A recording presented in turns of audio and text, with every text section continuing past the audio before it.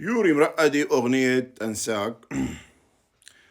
يوري مرقدي طبعا من المطربين بتعرفوا قليل الظهور، وحتى إنتاجه بالنسبة لغيره طبعا يعتبر قليل. امبارح كنت بصراحة بشوف مقابلة لهادي شرارة الموزع اللبناني المعروف، وحكى عن مشكلة أو مشاكل صارت بينه وبين يوري مرقدي وقت عمل ألبوم الأول عام 2001 اللي هو عربي أنا.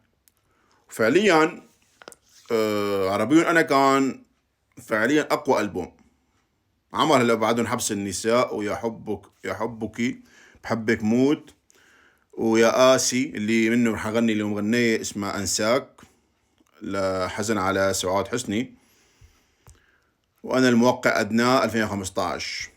طبعا هو له أغاني أجنبية، حتى هو موجود بكندا،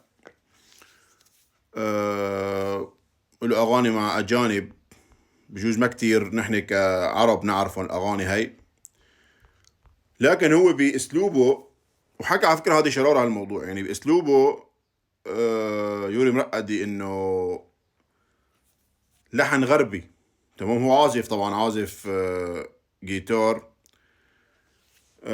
بلحن غربي وكلمات فصحى. فلو مستمرين هادي شرارة ويوري مرقدي كانوا خلقوا مذهب جديد في الغناء العربي، لكن تجربة للأسف ما استمرت.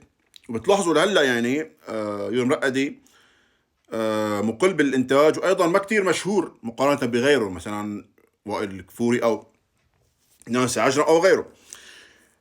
سبب طبعا من يوري مرقدي ترك الغناء فترة، راح على كندا. بعدين عائلته أصرت عليه ينزل ألبوم، وقت نزل ألبوم 2015 وما عمل مثل المطربين البقية انه كل سنة ألبوم، تمام. لهلا بتشوفوا عمرو دياب كل سنة ألبوم او اثنين. لهلا عمرو دياب ما في سنة قطع، ما في سنة على فكرة عمرو دياب انقطع عن التنزيل ألبومات. هذا يعني بسموه منهاج صارم يعني. المهم بدنا نغني اليوم أغنية اسمها أنساك، مو لأم كلثوم، لا يوري مرقدي. لا الغنية لسعاد حسني وقت ماتت الله يرحمها. سعاد حسني بتعرفوا انتوا وجه جميل وبسموه الدلوعة وهيك، فوجه يعني معبر.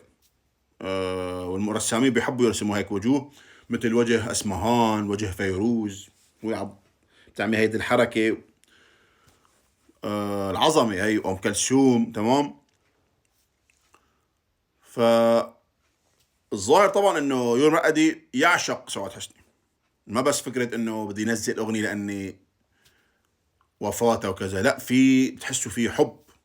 وبتلاحظوا انتم منزل كتير شورتس على اليوتيوب وهيك وريلز عن انستغرام انه رجعان عامل الاغنيه مره ثانيه، تمام. هو بالكندا بالبحر وهيك جو حلو كتير. وعامل فيديو حلو يعني. هو مش انسان مبدع على فكره، غزير بالابداع، بس حبلكم ما مبدع لكن ما عنده انتاج. هاي الغرابه يعني. على فكره لو مركز هو بشغله وعمله، اعتقد يمرقدي اعتقد نمبر 1 بجوز بالمطربين العرب، لاني عبالكم مبدع وشخصيته حلوه وشكله مميز وعنده عبالكم جرأة. ما طبعا عنده جرأة. هاي الجرأة على فكرة ما بلحظته قد نزل أغنية عربي أنا. جيبوا كتير مطربين ما بيحسنوا يعملوها، بدها جرأة. صار نقد له يعني. كيف مثلا يوم نزل عبد الحليم حافظ أيام أم كلثوم وعبد الوهاب وكذا، العالم ما أول شيء رفضته لعبد الحليم.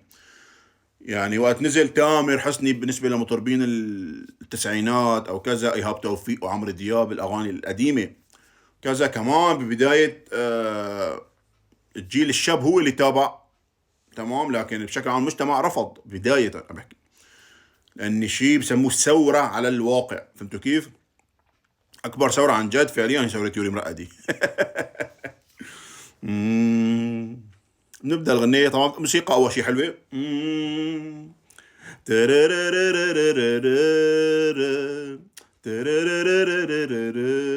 طبعا هي مستوحاة من ألحان عالمية، وأنا بريد هذا الموضوع يكون موجود عند الملحنين وليس فقط تقليد الصفري يعني المطلق، تمام؟ لا، حلو يستوحى الشخص من الموسيقى الأجنبية أو أبدع لحن جديد.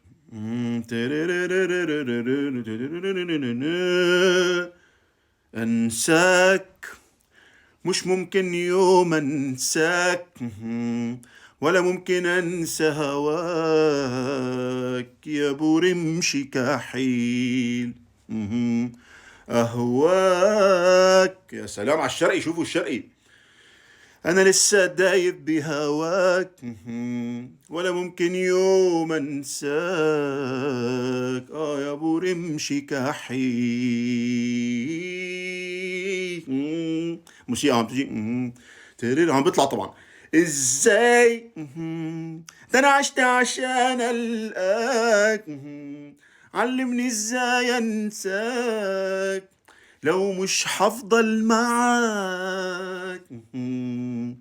ازاي عاوزنا نبقى صحاب، نمشي بعيد زي الأغراب، نحلف ما فيش عتاب. أنساك طبعا بيرجع هوني. رائع، رائعة جدا. طبعا المقطع الثاني، ازاي فاكرني رح انسى، حنسى اللي كان يا مالك قلبي من زمان، سيبني اعيش في الاحلام. ازاي ده انا شفت الدنيا من عينيك، غمضت عيونك قل لي ليه سايبني في ظلمة، حرام عليك. شوفوا مصري باسلوب يعني حديث، مصري باسلوب حديث، اسلوب يوري مرقدي. اغنية حلوة. كمانجات على فكرة عاملين يعني شيء عظيم. الكمانجات برافو يوري، أغنية على فكرة موفقة جدا ومتابعة على فكرة الأغنية. لو محافظ يوري مرقدي على هالأسلوب هذا 10-20 أغنية بس، ولو فرديات سنجل يعني، بيضرب. سلام.